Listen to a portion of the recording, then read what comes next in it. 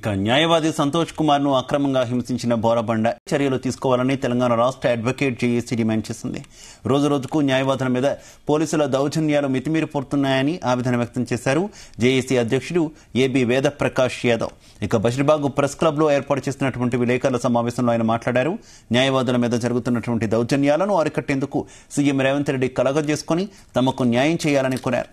తక్షణమే ఎస్ఐ జమీల్ అతని బృందాన్ని సస్పెండ్ చేసి విచారణ చేపట్టి తగు చర్యలు తీసుకోవాలని కోరారు.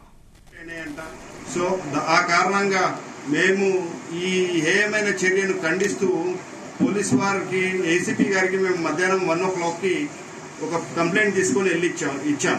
సో పోలీసు వాళ్ళు అకారణంగా గేటును బద్దలు కొట్టి ఆ పోర్షన్ ను తలుపును బద్దలు కొట్టి ఇంట్లోకి వెళ్లి కట్టుబట్టల మీద ఉన్న మా న్యాయవాద సోదరుడు సంతోష్ ను పోలీస్ స్టేషన్ కు అకారణంగా తీసుకెళ్లి ఇతని పైన అమానుషంగా ఎన్నో మాటలు అంటూ దాడి చేసి అతని చెయ్యి విరిగేటట్టు, ఆల్రెడీ అతని కుడి చెయ్యి సర్జరీ అయింది ఒక 5 ఏళ్ల క్రితం. దాన్ని మళ్ళీ అగ్రివేట్ అయ్యి ఆ లోపల ఉన్న రాడ్స్ అన్ని డిస్లోకేట్ అయినాయంట.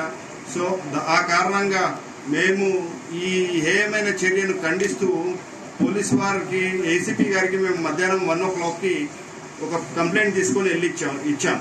సో పోలీసు వాళ్ళు అకారణంగా గేటును బద్దలు కొట్టి ఆ పోర్షన్ ను తలుపును బద్దలు కొట్టి ఇంట్లోకి వెళ్లి కట్టుబట్టల మీద ఉన్న మా న్యాయవాద సోదరుడు సంతోష్ ను పోలీస్ స్టేషన్ కు అకారణంగా తీసుకెళ్లి ఇతని పైన అమానుషంగా ఎన్నో మాటలు అంటూ దాడి చేసి అతని చెయ్యి విరిగేటట్టు, ఆల్రెడీ అతని కుడి చెయ్యి సర్జరీ అయింది ఒక 5 ఏళ్ల క్రితం.